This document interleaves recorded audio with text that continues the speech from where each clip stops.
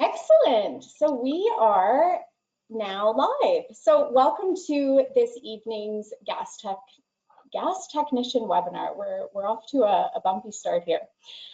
Joining me for tonight's webinar, we have Joe Fougere, who you cannot see, unfortunately for everyone. Joe, can you, I was going to say wave hello, but can you give a little hello?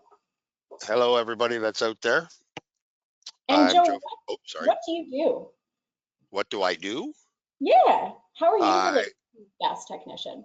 I've been a gas technician for probably over 30 years and started in 1991. Yeah, spent 10 years in Ontario doing this, came home, worked for a couple of years here, a couple of different companies, started my own business for 10 years, Acrely Campus, where the program is the only program being offered in the Atlantic provinces. Was a client of mine. And then after 10 years, I was given an invitation to apply for the instructor's position for this program that was developed in 2011. And I went for it, and here I am 13 years later. Perfect. And also joining us is Bobby Wright. Bobby Wright, you are a former student from the gas technician program. If you don't mind giving a quick hello. Yeah, hi everyone. Excellent.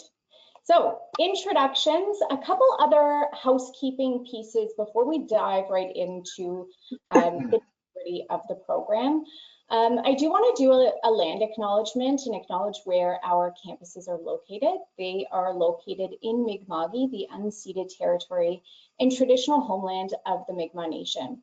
Our relationship is based on a series of peace and friendship treaties between the Mi'kmaq Nation and the Crown dating back to 1725.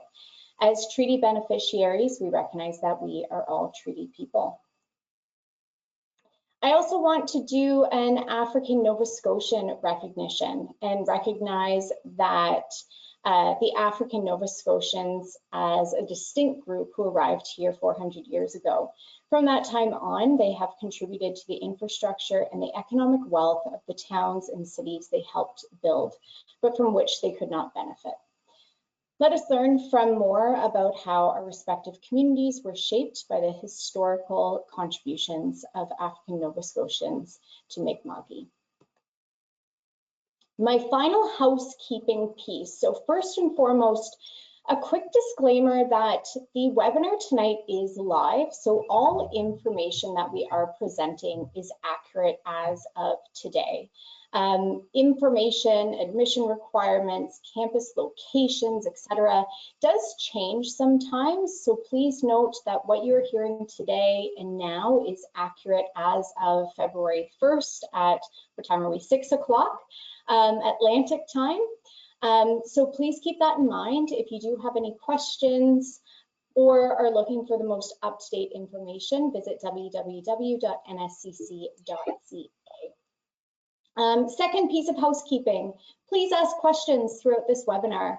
You can type out your questions using the questions tab on your screen. I will be checking those throughout the session and relay any questions to Bobby and Joe, and they can answer them live. Okay, so diving into things. First things first, NSCC, if you see a little, unrelated to NSCC, if you see a nose popping up, it is a dog who sees some treats on my desk here. So please, please disregard that. NSCC stands for the Nova Scotia Community College. We're the only publicly funded community college here in the province of Nova Scotia. We have 14 campuses across the province, and the campus where the gas technician program is offered is at our Acrely campus, which is one of 3 HRM or metro campuses in the province. NSCC, we often get asked what's the difference between NSCC and other post-secondary institutions, whether that's throughout Nova Scotia or throughout Canada, etc. So there are some key pieces where we really strive and that we aim for at the college. First and foremost is experiential and hands-on learning. As Joe and Bobby talk about this program, one thing I hope you pick up, and one thing that I hope they relate to you, is just on how hands-on this program really is. And there is reason for that. It's to allow our students to develop the skill to be successful when they are going into industry. All of our programs require students to do work placements or a co-op, and I know Joe was just chatting before we went live about how his students are wrapping up or just starting their work terms now, so he'll chat a bit about that. We also have very small class sizes at NSCC, and our instructors are coming directly from industry. So let's dive right into things. Joe, I'm going to pass things on to you. Do you mind sharing a little bit about what the gas technician program is and what the heck is a gas technician? Okay, very good. Can you guys hear me okay? Yep. Okay, very good. Well, a gas technician is somebody that works on anything and everything potentially that burns natural gas and or propane. Okay. The shop we have here at Akerley has both fuels, so we are a live shop, which means that as we progress through the year, you do eventually get to hook up, you take equipment apart, put it back together, hook it up, and you actually literally get to fire it up and see how it works and do different tasks with it that I have built into the program. And that's basically what a gas technician does. And it's very service installation oriented world, but it's also a very service oriented world after the fact. So you've put the equipment in, and as your career progresses, you're also going to have to be able to go out and work on it and troubleshoot it when furnaces break down, water heaters break down, so on and so forth. So within this program, I start you off with the basics of how to start to troubleshoot something like that. And we have a multitude of equipment in here. So furnaces, water heaters, fireplaces, commercial ranges that you would find in like McDonald's and things like that. And you get to work on that stuff. And I find it very, very thrilling to do that, because to this day, I still love watching a gas appliance burn. It's amazing to me how they take a fuel like that, put it into a controlled environment, and create heat with it for heating, water heating, cooking. Yeah, it's just fantastic to me. So if you like fire, this is the trade for you, trust me.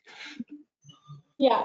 The next slide is about admission requirements. So the admission requirements for this program, high school diploma or equivalent, which is relatively accessible for most folks. Joe and Bobby, so we've talked about this a few times about some soft skills that you would recommend students coming into this program have.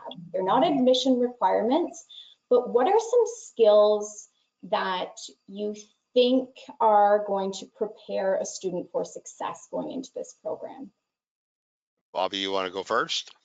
Yeah, well, for me was with already having a previous trade and actually going to NSCC for the home appliance course, which is no longer available, you do need to have some mechanical aptitude, meaning that you don't have to know how to take, a car engine apart, put it back together.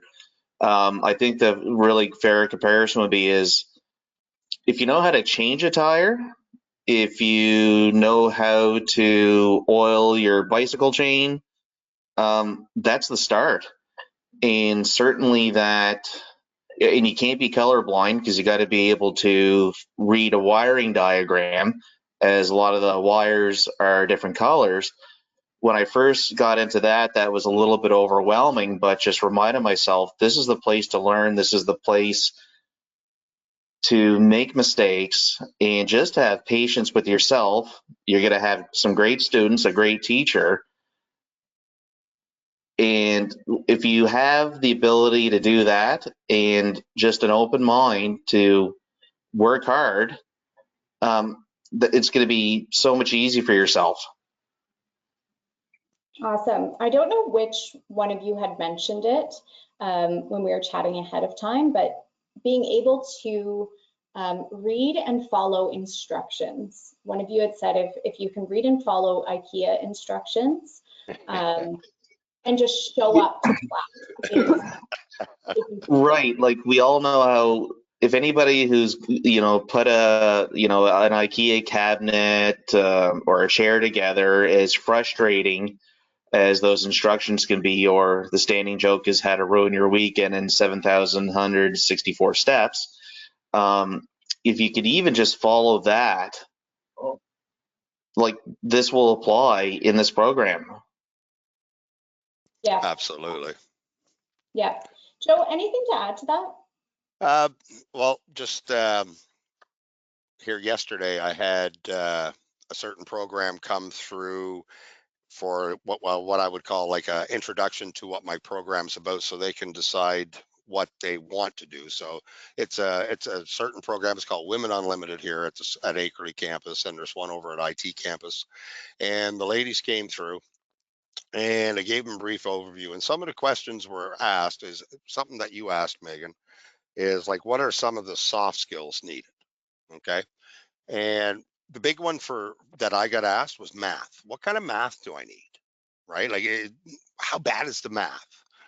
And in all honesty, listen, fractions, brush up on fractions. It's just simple addition and subtraction of fractions. There's lots of good YouTube videos on that stuff. And also just learn how to read a measuring tape. I Right? was It just doesn't going to work. say that. Yeah, those are very, very like amazingly soft skills to bring into this program when you get here. And yeah, and math, listen, the math in this program is not over the top.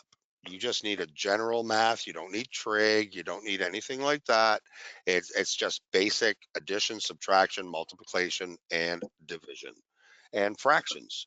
And to be perfectly honest with you, every year before I get into the fraction part of the program, I always watch a YouTube video just to refresh my own memory on how to do that, because realistically, I mean, I can read a measuring tape. I can add and subtract from measuring tape. Sorry, but it's something that I need to refresh myself on if I haven't done it for a long period of time. The longer you go without doing something, uh, the more you tend to forget how to do it. So those are two very, very soft skills. And if you have somebody, you never touched a hand tool in your life, and I do have students that come through here like that, um, go see your grandfather. Go see your grandmother, go see your dad, go see your mom. If they work with tools, start getting involved with how to use a screwdriver, a pair of wire strippers, anything like that. Those are soft skills that will benefit you when you come in here for what I do in here. Absolutely. Those are very, very easy things to do. Yeah. Build familiarity with your basic math, basic use of tools, basic safety, etc. So let's take a look at some of the courses. This is a one-year program with a number of courses that students will be taking throughout their year. Joe, you don't have to go through all of these courses. I don't know if you can see them up on your screen, Joe. I can. You can? Yes, I can. Oh, perfect. Great. So you don't have to go through all of them, but just give folks a bit of an idea of, what is gas pipe fitting practices? What is someone learning in that, or tools, Oh, instrument? that's a really, really good one. That one's in the first semester. So the first semester, we start off with a lot of safety stuff for the first couple of weeks. But when we start getting into some of these first semester courses, there's a lot of hands-on in the first semester. But the gas piping fitting practices, you guys will learn how to flare copper. You will learn how to braze copper. You will learn how to solder copper. You will learn how to cut and thread pipe, how to put it together properly. And I do this repeatedly with you.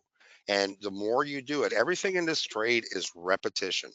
The more you do it, the better you learn it and the more familiar it becomes to you. And in my program, after the first semester, even when we get into other semesters, I'll stop doing theory and let's get on to threaders. Let's do some brazing again. Let's do some soldering again, right? So everything is repetition, but the gas pipe and fitting practices, you learn how to size a gas system. So in other words, you know, you have X amount of pipe you have to run, you have X amount of appliances that have to be hooked up with a certain amount of load. It'll make more sense if you take the program, but you learn and also how to use the code book. Like to me, that's an exciting course for me to teach. It really, really is, because it's a very important one. And that's a very hands-on course, that one. And you're going to get dirty. It's that simple. Don't wear good clothes to class when we're doing that one.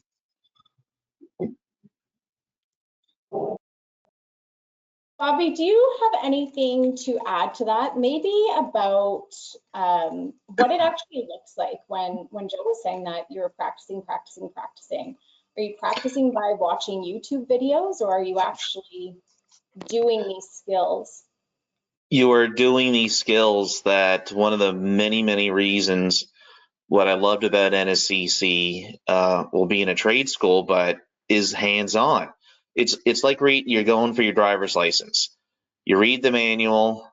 Okay, you know, this is what I do, this is what I do. But until you actually get behind the wheel, and it's going to be a wee bit scary maybe at first, but that's okay. Because you're in the environment to help you get over that hump, that to give you the time and patience to learn and develop that skill. And like what Joe said earlier, that, you know, I feel that there's definitely two parts to this trade. Is one, when it comes to installations, like you look around HRM, and with all the apartment buildings going up, or even the houses, and the term is called a rough-in, where whether you could be typically not by yourself, but anyway, where you got to learn how to size a system, you know, cut and thread pipe, or, you know, flare copper tubing, blah, blah, blah, blah, blah. The other side of it, what I loved was the service side, as that was part of my previous experience. So as Joe was saying earlier, where there's hands-on equipment in the shop. So not only you get to learn how to hook the gear up, but then troubleshooting and servicing. And when I first got into this program, and then, you know, seeing a furnace or seeing a boiler and seeing, you know, a $10,000 commercial range, I was like, oh my gosh, look at this. And it was a little bit intimidating at first, despite having my previous background. But it's like riding a bike. You're going to have the training wheels on, and Joe is there for you. I mean, not only because he's a teacher, but he's a heck of a guy. And there's no such thing as a stupid question, as, I mean, Joe knows I've asked a lot of those. That Yeah. it just, and it is so much like with this industry and anything else, as you see technology evolve, that you just also got to know that for yourself as well, that you got to be able to advance as, you know, new technology, blah, blah, blah, comes on. Anyway, I think that's about all I got for that. No, that's perfect. It's your space to practice and have little failures and learn from them before you actually go out into your work term or graduate. I have the sample class schedule up on the screen just to give folks an idea of how much shop time there is versus theory. You can see that the Fridays are clear. For both of you, what's expected on those Fridays? Is that self-directed learning, or is that a student's own time to work part-time, catch up on dishes and laundry, etc.? What is the expectation of students outside of that 3:30 p.m. and once Friday hits?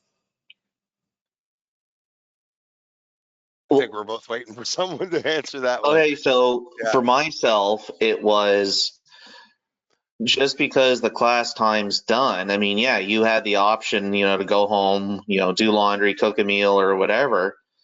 Um, but the more you get to know what you're learning in school, and especially like Joe has said in the past and over again, and I totally agree with him on this, especially with the code book.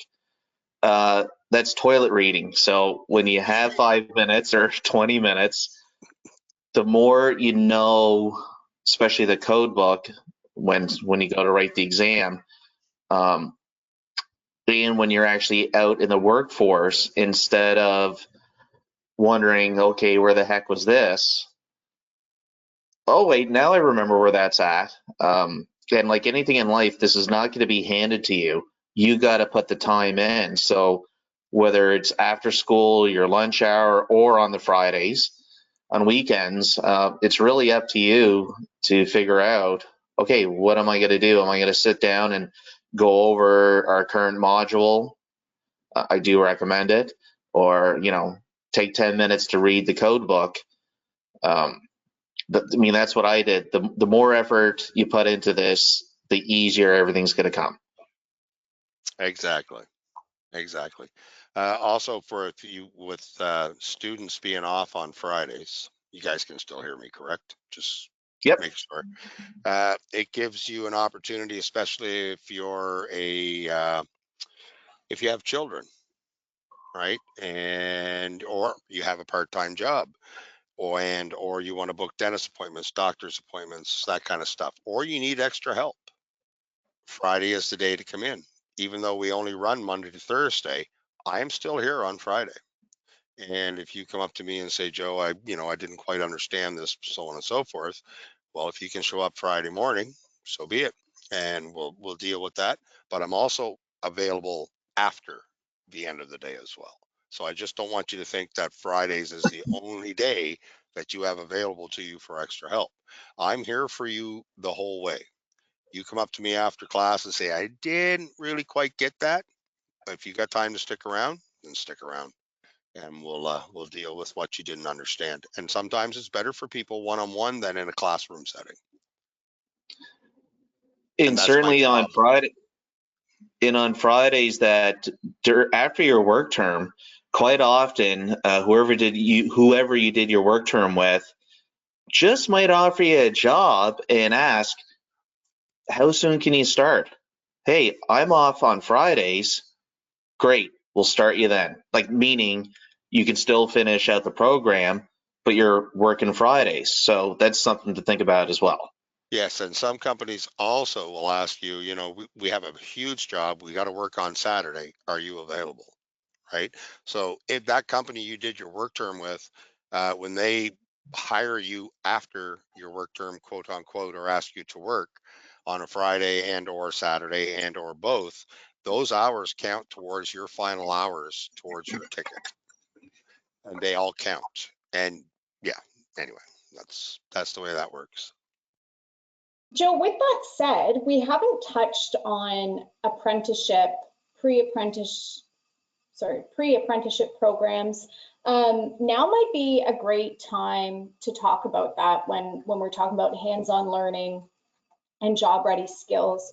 So this program is a pre-apprenticeship program where students would be earning hours toward their journey person or their levels or blocks as they used to be called. Can you chat a little bit about that and how many hours a student would typically receive from this program and how long it would take for them to write their red seal? Absolutely. So my students just returned today, actually, from their work term. They started January 2nd.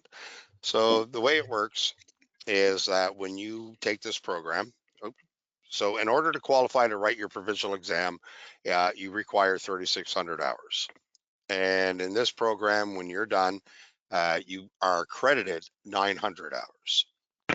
So my students go out on work term. I changed that back when I first started teaching 13 years ago, because I put it to January because in January, wintertime, we are extremely busy. It's I don't want you guys, sweeping warehouses, doing inventory, that kind of good stuff.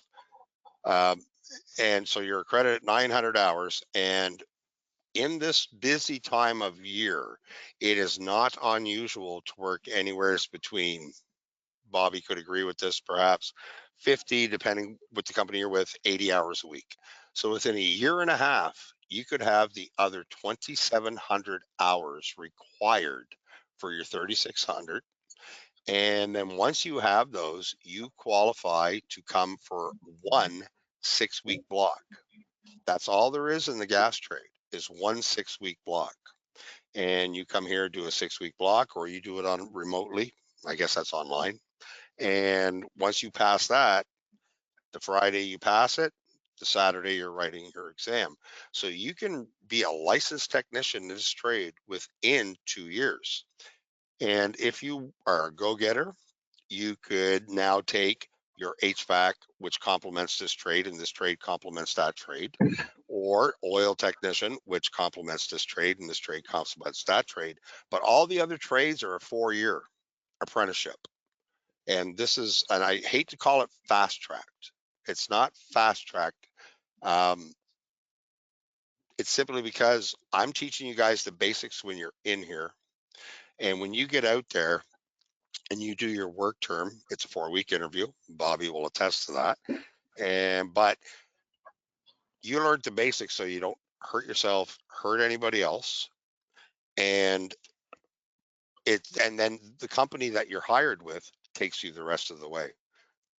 I think I sidetracked there a little bit away from the question. I'm not 100% sure, but yeah, that's kind of, and the work term, everybody in here today that came back was very, very, very impressed with the work term.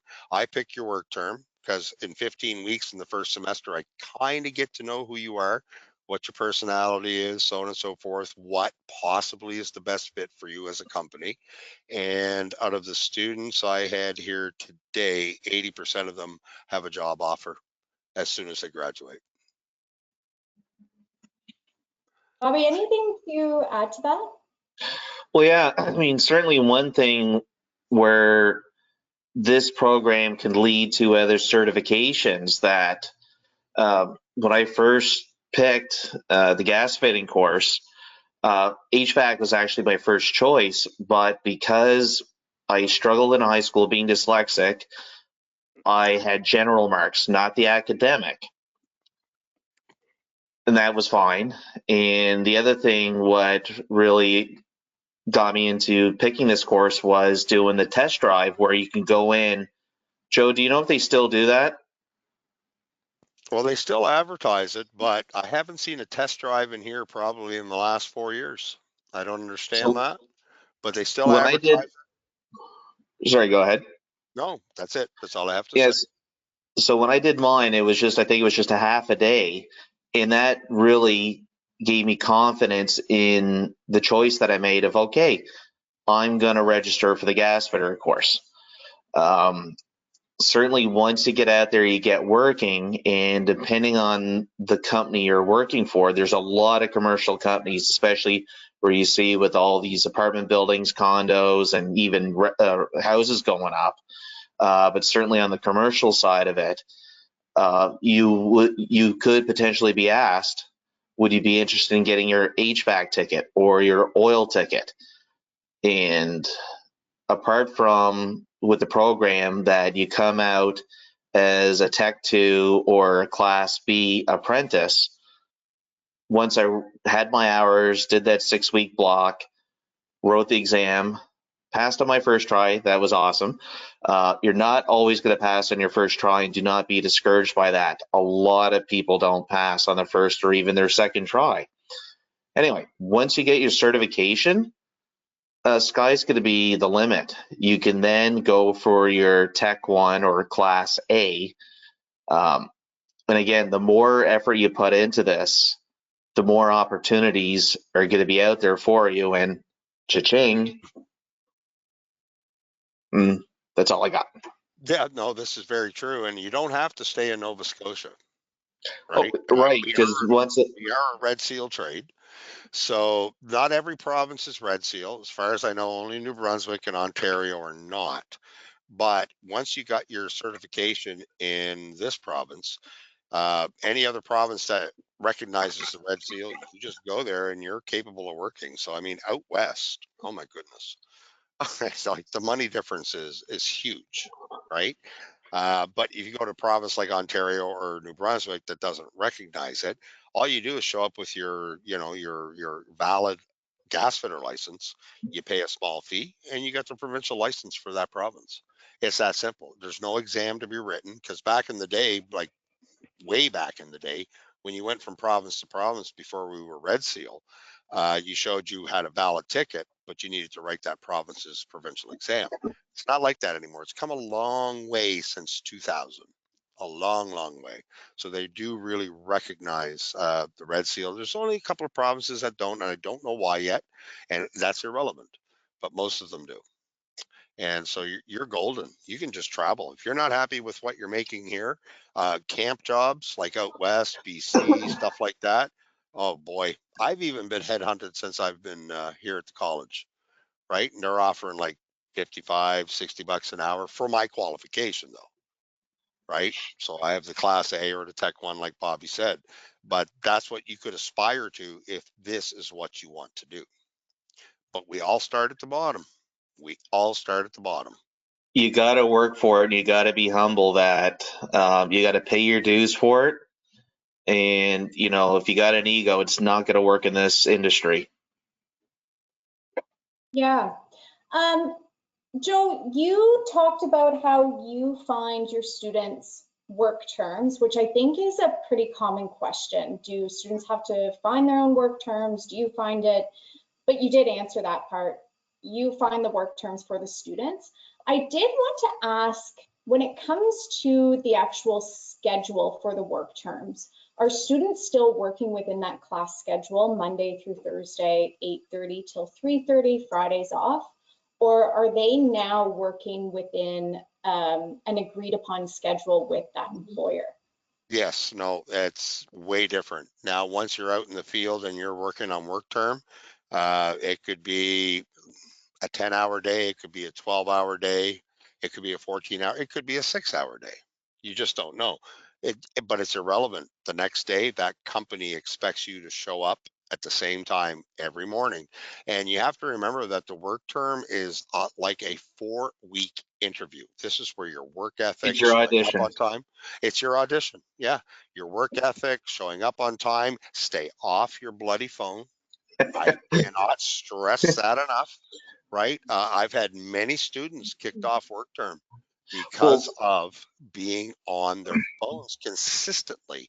I've had apprentices in the past before I started teaching that were working with me, and I would look at them and I would say, get off your bloody phone or go home, and you will be sent home.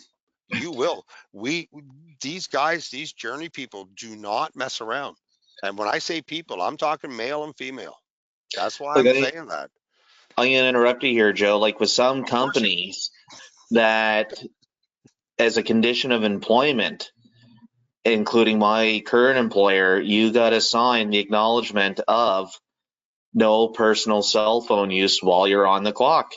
And one company I worked for, it wasn't me, a fairly large Nova Scotia maritime company. I'll just leave it at that. I know what you're talking about. Yeah. So Yep. one tech, this was just a few years. It was before I got into the trade. I think it was the year before. Anyway, he was down at the bulk plant and he was caught on camera being on his cell phone and was terminated immediately. So just something to think about again, like stay the heck off your phones. That someone's paying you a wage, whether it's on a building site or down the road you open up your own business and you're charging the customer by the hour. And when somebody sees you on your phone, like, are you here to do a job? Because I'm not paying you for to be on your phone. Exactly. So it's serious. It is very serious. Yes. And especially with this trade where we deal with such a fuel or two fuels that we deal with, You get distracted for a second, that is a moment for a mistake to happen. So you have to be very focused on what you're doing all the time, or at least should be. Yeah, I remember going into Joe's class, or this happens, shouldn't say frequently, it was more common in the past, but going into your classroom with group tours, and that was one of your biggest pieces of advice was stay off your phone when you're in the shop and when you're on a job site, simply because of safety. It's a safety matter. And like we talked about at the beginning, follow instruction when you are trying to succeed in this program and in your work. And part of that is staying off your phone. And I'll say something to there's some folks on here. There's 18 people on here. Even if you don't think you're mechanically inclined, um, just briefly here. I grew up on a farm. I used to work on my own cars and all that good stuff. Okay.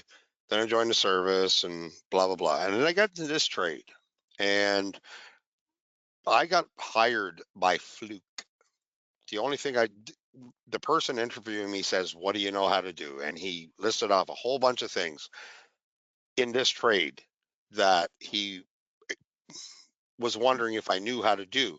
And I knew how to do absolutely nothing. Absolutely nothing.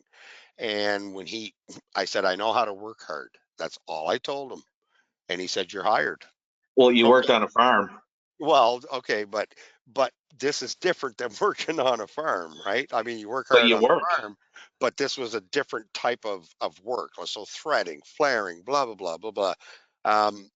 But when he hired me on, and with the proper instruction, this person that hired me was fantastic. I'll never forget him. And he took me under his wing and he showed me everything. And you know what? I didn't know I was this mechanically inclined, but it was the teacher, the guy who was teaching me, and the patience that he showed. And I just sucked it right up. And I was like, wow, I never thought I could do this. And I've had a lot of students come through my program, for those of you that are out there, that I've looked at them and silently said in my head, female and male, and thought, oh boy, okay. And what I've learned, and this was in my first couple of years of instructing, not now. Now I know you don't judge anybody like that. And these people went on to be like, they're still in the trade and some of the best tradespeople out there, male and female. So you don't know until you try, right? And with the proper instruction and the proper patience from somebody who's teaching you, I firmly believe you can do anything you want to in this trade. That's a really great point. Just having someone believe in you and building that confidence can really help someone achieve their goals, or just open up strengths that you may not have known that you had. And in my class, I see the people that are strong with the tools. I see whatever. And my job is to go to the people. Well, there's a lot of things to my job, but if I see you struggling, I'm going to spend more time with you showing you how to do this than the folks I see that, no, they kind of got it, right? So I'm going to leave them be. And the beauty part of this is that in this program, in this class, and I'm sure Bobby can attest to this, at first we're all very quiet. Nobody really Crickets. knows anybody, right? But I'll guarantee you, after about 6 weeks of the first 15 weeks of the first semester, we all start to become a family and people start to help each other. And I watch it happen, right? And it's phenomenal. And it just really, it is phenomenal how these people that come into this program become a family, right? And they help each other. So that's what I'm all about in here, right? I don't want it to be like IG. I can't even think of the word. Oh my goodness gracious. Um, yeah, I can't think of the word. Impersonable. Impersonal. Is that a proper word for that? I like to be personable with everybody, I think Yeah, Bobby can attest to that. Yes. I Hey, think people are really learning about your personality in this webinar. It's really shining through. Well, one I'm thing I really do, so Megan, we though, and for everybody out there, is I care about you. And that's my job. That's my job. I want to help you. I want to get you through this. And I'm going to work, whether it's test anxiety, whether it's, I'm here for you. That's what I get paid for. And I literally and honestly care about you and your yeah. well-being. Joe, speaking of caring about people I and just test got cheesy, didn't I? so we have a question about just going back to the red seal. Someone's asking if we can elaborate on that. So just being conscious of time, can you go a little bit deeper, or maybe Bobby, since you have recently kind of been through doing your levels, blocks, etc. Can you elaborate on what getting your red seal involves? Sorry, that's a dog. Is it a test you can study for, or is it based on knowledge and experience you retained in the job? So it's a little bit of both. well, yeah, it's certainly it's going to be knowledge because unless they change the exam, it was 100 questions, multiple choice, and you had 4 choices for each question. So I mean, you could still be, a photographic memory and know everything, and that's great. But actually having some of the hands-on experience will help with that exam. And then certainly once I finished the program, like I got a job right away, and it wasn't with my work term. I actually did work for my work term about a year after. But once I come out of school, you get your certificate, or diploma, whatever. Okay, here we go. Here's my accreditation. You are registered as an apprentice through Apprenticeship Nova Scotia. You are given an ID card. And again, as far as I know, you don't have to keep a logbook, but I did just so that way I can demonstrate I accumulated my apprenticeship hours. Your employer signs off on that. And then that's where you let apprenticeship know. And then they take it from there on getting you ready for when's the 6-week, block to be able to then go write your exam. Perfect. I think you've encapsulated all of it. Yeah. And certainly like with what Joe said earlier on the work term, like, yeah, there was some days like I was done by noon. And I remember this one day it was 14 hours, and it's kind of a little bit hateful, but again, it's a job addition. And the more hours, the more time you put in, that's more hours on your logbook, and the quicker you can get your red seal. Yeah, exactly. Moving on to program fees. So tuition is pretty standard for most of our programs at the college. This program is a little bit more than our other programs. It's just funded differently. On your screen, but as well as on our website, nscc.ca/program fees, you can see an estimated total cost for the whole program. We do lean on a more, we give a lot of wiggle room when it comes to these estimates, just in the event that you can't find items on sale or you have to get things last minute, whatever it might be. But Joe and Bobby, do you mind just touching a little bit on some of the additional program costs? Do students have to buy tools? Do they need to get PPE? When should they be getting that? Will they get a list, etc.? Joe, you go. Okay, so first of the year, you don't need tools right away. When you come here to the program initially, the first day, second day is all like introductory to you guys, and I'll give you a tool list and we go through it together.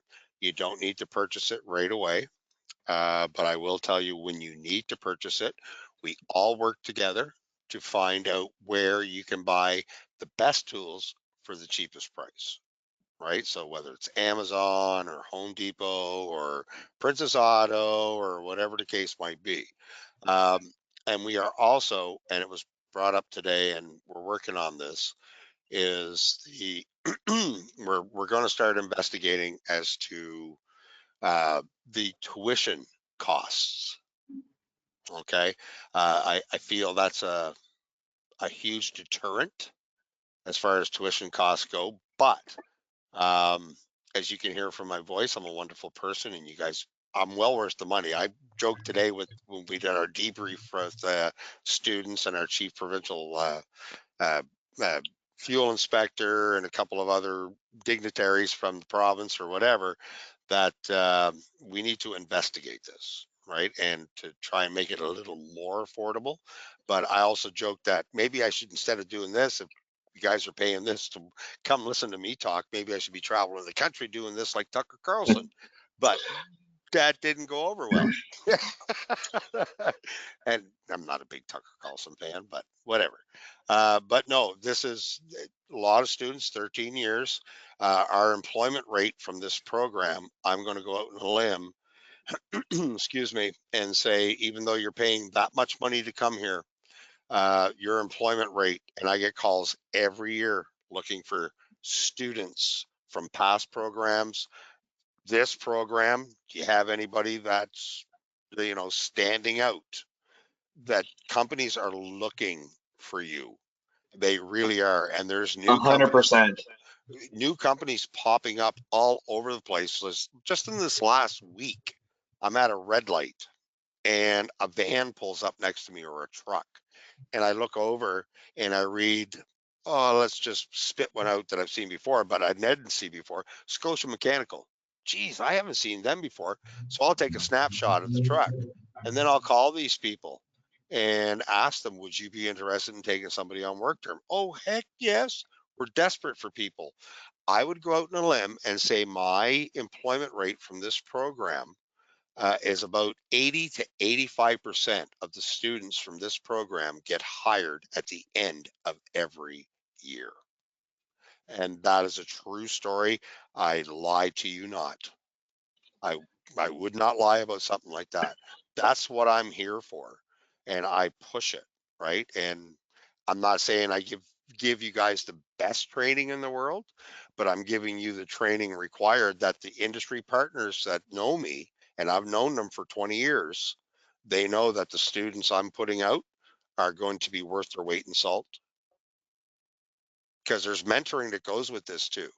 So not only do I teach a curriculum, but I give you advice on how the industry is as well, right? Just to kind of give you a gauge on what you can expect from the people that you're going to go work with.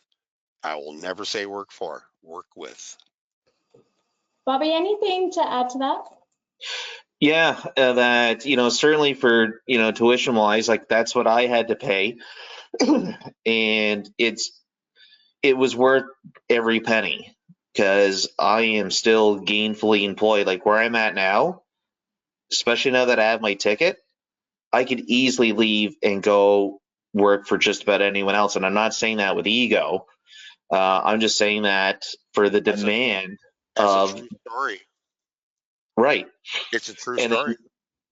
then certainly then when it comes to, the cost of tools, and so for me, I already had a pretty decent tool set going into this from my previous trade. Good tools aren't cheap. Cheap tools aren't good. I really don't recommend going out right away and, buying Rigid or Milwaukee. Like I love Milwaukee now. It's definitely worth the quality is worth the price. But I Yes. mean, starting out, and especially when you're given your tool list, whether if it's Princess Auto or a Canadian Tire, that was always my go-to when stuff went on sale. And especially their sale price is like, wow, that's hey, that's value right there. Tools are pretty decent, but eventually, like everything else, like tools do wear out or break, or you lose them on a job site. On that's something to worry about after. So certainly in the beginning, don't let the cost of any of that deter you from getting into this. Yes, there's I only a mean, couple of there's a couple of different tools on the list that I don't recommend you buy cheaply, right? Because once I teach you how to use them, just for example, an electrical meter. Don't buy a cheap electrical meter, because once I'm no, done teaching you the electrical meter, even if you don't stay in the trade, there's lots of things you can still do with that electrical meter. Don't buy a cheap electrical meter, right? You understand that, Bobby, what I'm talking about, right? oh, for sure. I mean, with the Klein meters that I have, and I have two of them. I mean, they were like $200, but it was way better than my Mastercraft or I think it's a Power Fist by Princess Auto. But still, at the time going into the class, like, you do what works for you. But if you Well, know you're going to really pour everything into this, and if you can afford it, yeah. yeah, Well, okay. just But start. Joe's Just start right when now. it comes to Joe's right when it comes to multimeters, what they're known, so you can do volts amps and volts amps in yes, in Yeah. resistance. Yeah. Anyway, that having a good meter is like having a reliable car or a truck. But as far as the other hand tools go, screwdrivers, nut drivers, wrenches, that kind of stuff, go cheap, right? To I mean, start with. even dollar store. Yeah, even dollar stores, seriously. Yeah. And then once you're done the program and you're hired on with a company, you can start upgrading your tools.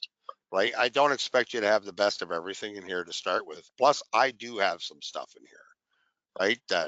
That'll get you through. No problems whatsoever.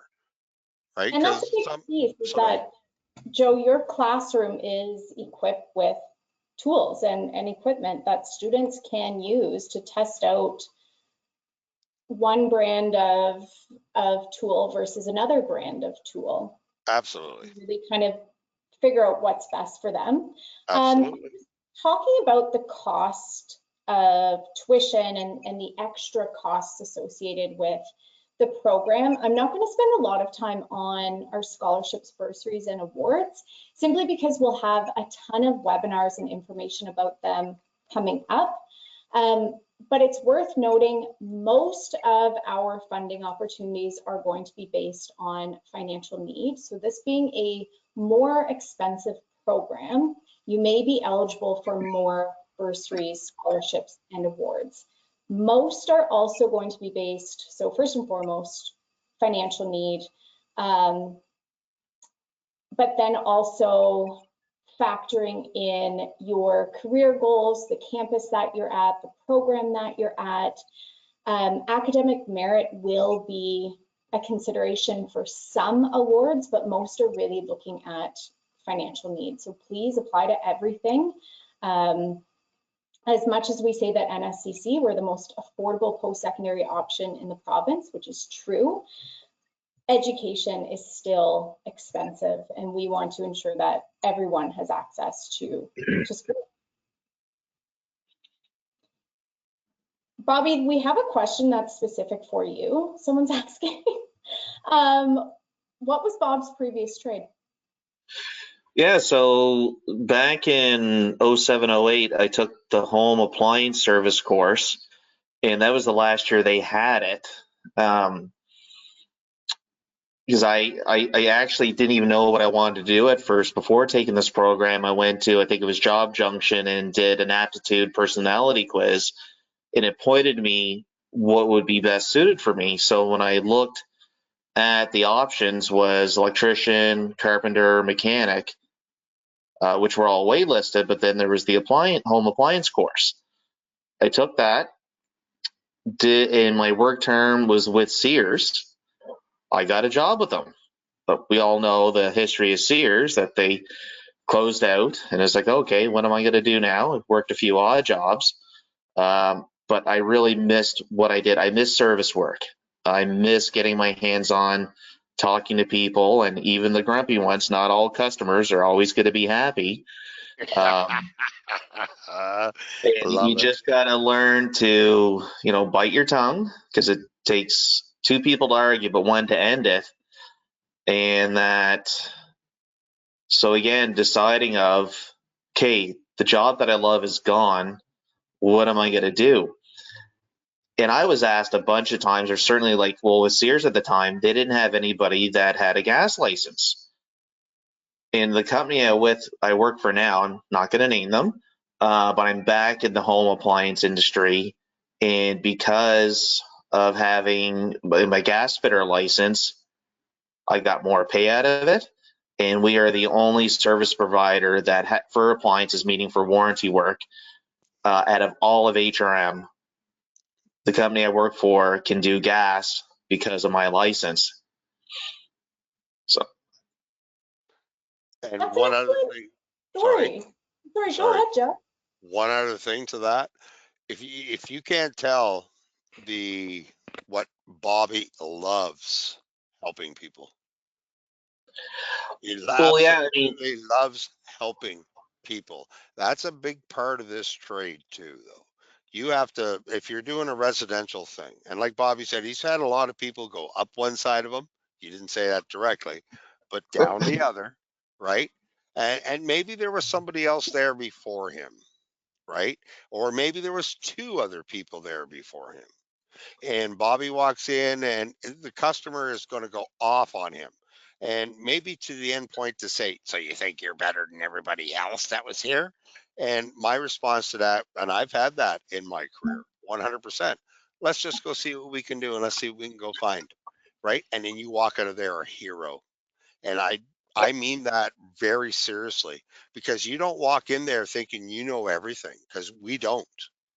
But when you have the skills that Bobby's got, right? Because you love the trade, you love working on that stuff. That's your heart. That's your passion, right? And nobody's listened to this person before. Bobby did, and that person calmed right down. And when he walked out, that person was fixed up. And you go home and you feel good about yourself, and that person is going to ask for Bobby again, right? So you need to care about people too, though. You got to have a passion for this. This is just not a job; it's a passion. It, I'm sorry, but that's the way your instructor, if you take this program, feels about people when you help them. It's a passion. You need to have passion. I'm well, sorry, because but it's your paycheck. Because at the end of the day, that nobody wants to work with a jerk. Nobody wants to hire a jerk. And if you're a jerk, uh, you're not going to be asked to go back to that home or that business or whatever. Um, and certainly, again, I'll keep this part short. Again, with the work terms, they're an audition, but also when you're supporting and helping your classmates, because you may not get a job with your work term, but your classmates are going to be references. And again, before I got my red seal, you will bounce around as I did, and two companies I worked for, I didn't have to give them a reference because some of my classmates were already working there for them, and the boss said, hey, what's this guy like? Or I actually had my classmates contact me, hey Bobby, you're looking for work because we need a guy. there you go, right? This is Yeah. what this in. Sorry, Megan, I don't want to cut you off, but um, just very briefly, and then I'll let you continue. The industry in this province is very small, believe it or not, it's like compared to Ontario or Ottawa, Toronto. But everybody in this province has heard of and or knows of Yep, everybody. It's 100%. it's that simple. It's not like Toronto where you're not doing so well and you can move to the other side of Toronto and nobody's ever heard of you, right? So in this province, Atlantic provinces in general, because we're very small provinces, uh, if you don't get the passion for it, I'm just going to go out and let them say, don't do it. It's that simple, right? Because you're going to get work right out of the trade. And plain and simple, you got to have heart. That's all I got to say. Yep. No, it's beautiful. Study something that, or do something that you're passionate about. Treat people how you want to be treated. We've all been in instances where the customer service wasn't good. And on the other side, we've all been in situations where we've really, where we may have kind of lost our temper on someone who may not have deserved it. So just, try to keep your cool, try to be empathetic to others, and realize that we never really know what's going on in someone's life. Yeah. You need two things to be a gas technician or any trade technician: a thick Yeah, skin and a short memory. yeah, yeah, that's right. I think we've covered a fair bit about the different resources on campus, or kind of lightly in an indirect way, the different resources on campus. Joe, you would be a student's first point of contact if they're having trouble in a classroom.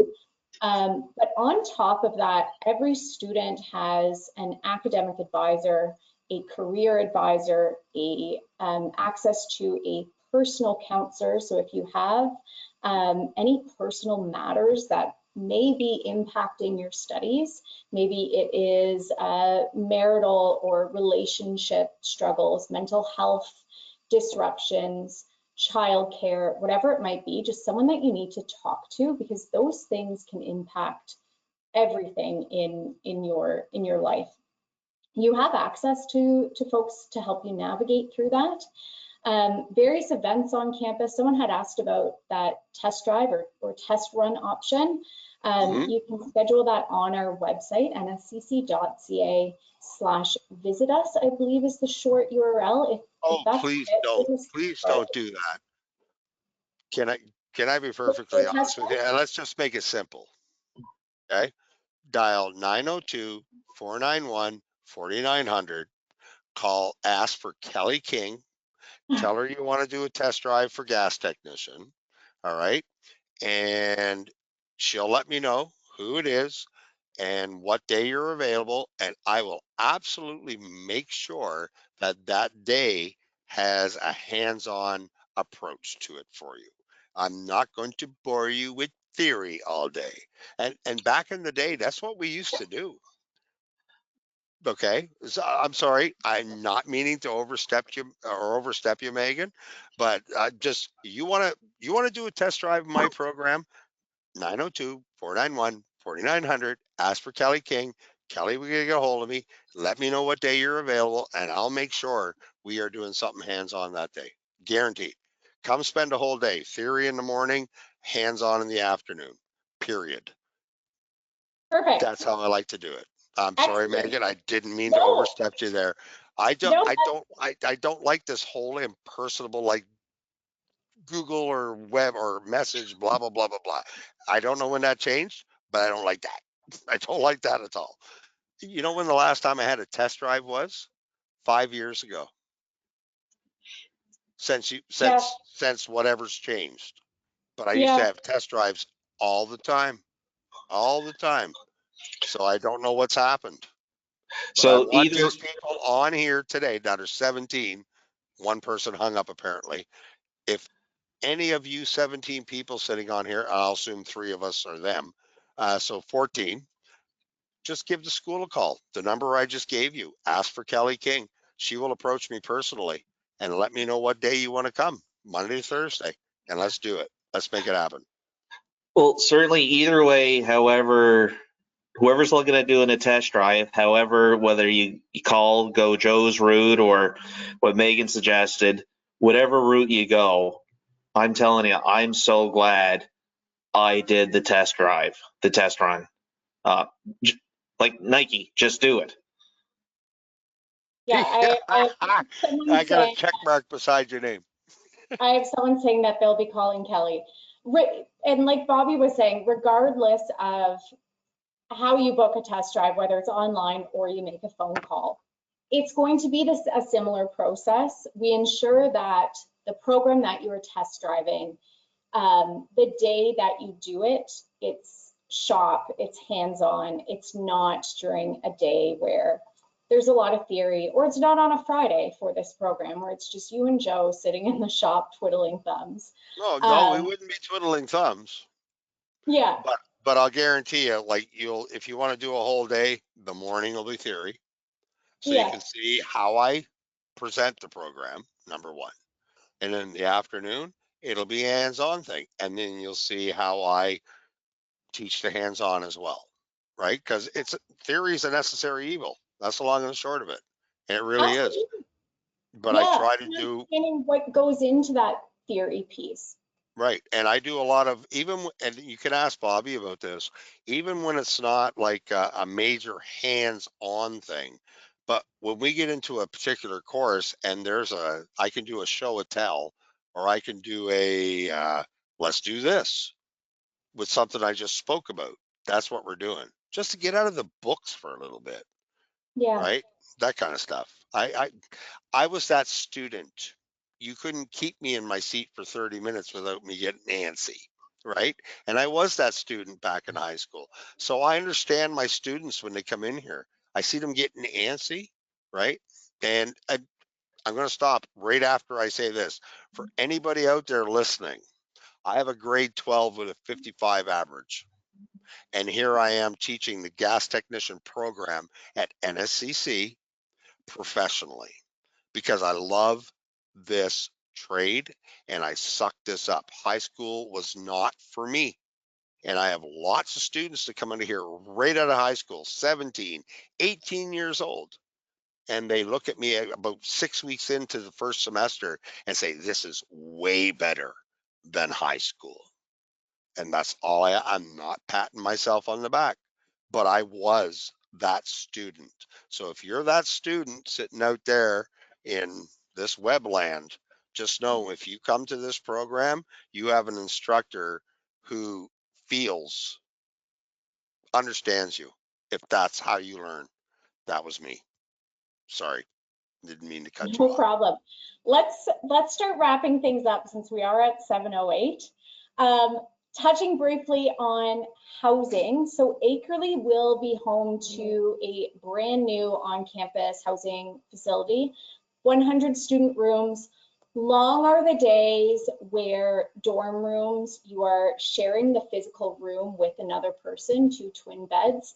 That's not what the setup is like. It's very much an apartment style where you have an individual room and then you share a common space, living room, kitchenette, and 2 bathrooms with 4 other people in that suite. So it is quite nice. Akerley campus is also home to our culinary programs. So they have a full-fledged student-run restaurant on campus. Oh my gosh, the cafeteria there was amazing. Chef's kiss. Yeah, yeah. So those students, these gas tech students, not only are they having incredible faculty teaching them, Joe, you are the faculty teaching them, great support with Kelly on campus, great support with everything else on campus, your counselors, your advisors, but you also have that wicked restaurant there too. So if you are interested in applying, you can apply anytime. Applications are processed in a first applied, first accepted banner for qualified applicants. Cost to apply is $40 for domestic students. A domestic student would include Canadian citizen, permanent resident, or someone with refugee status. International folks, cost to apply is $75 Canadian. On that application, you get 2 program choices. So you can apply to Gas Tech and another program if you wish, or you can just apply to that Gas Technician program. Admission requirement is just that high school diploma or equivalent, so make sure that you are sending that transcript in.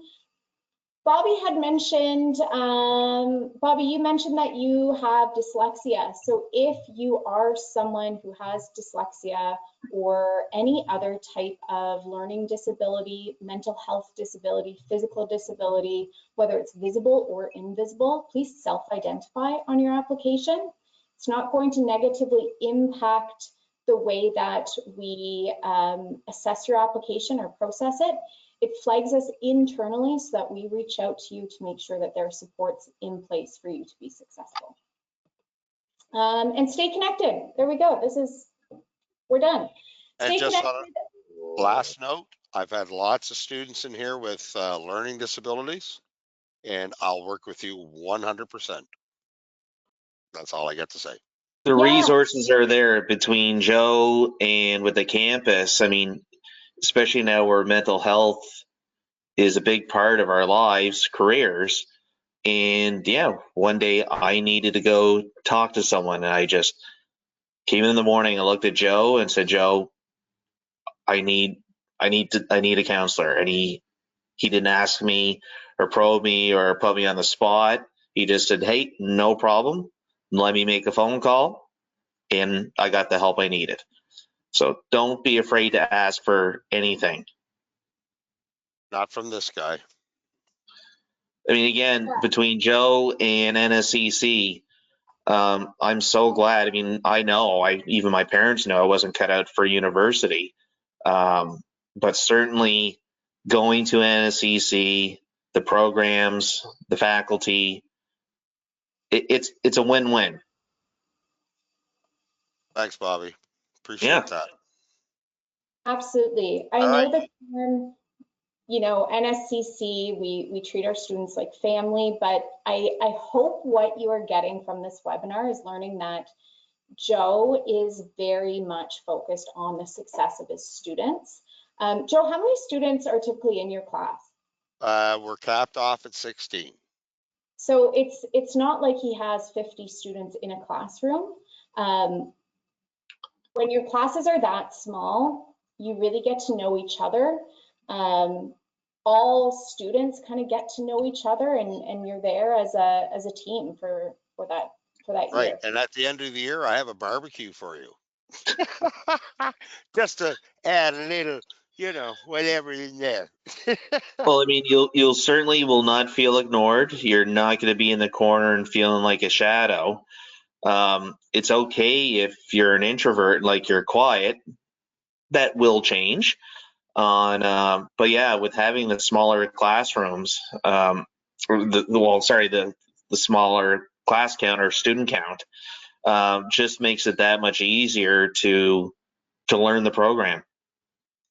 And to integrate into society, so to speak, if that's your problem, right? Like Yeah. you're more of an introvert than an extrovert, right? And away you go. Exactly. A final question that I see is transcripts. If you attended NSCC recently, in the last 10 years, let's say, and you already had transcripts sent, typically, no, you do not have to resend your high school transcripts. So that's it. That's all. Any final Very words, Joe or Bobby? Look, I'm glad for everybody that attended the webinar. Thank you very much. I really do appreciate it. And if you take the program, I'll guarantee you have my full attention through the school year. Perfect. Joe, can I put your email in the chat? Absolutely. Absolutely. And anybody on here can email me at any time with any question. And when you start the program, I actually give you my cell phone number that you can text me, right? Anything you've got, anything at all, I'm more than happy to answer. Well, they're so lucky. Okay, there we go. Thank you so much, Joe. Bobby, thank you for Thank you, folks. sharing with us. Here, you're very welcome, Megan. And I thank everybody that actually joined in. Really appreciate it. Yeah. Perfect. All right. Good night, guys. Take care. Bye, everyone. Take Thank care. you. Bye.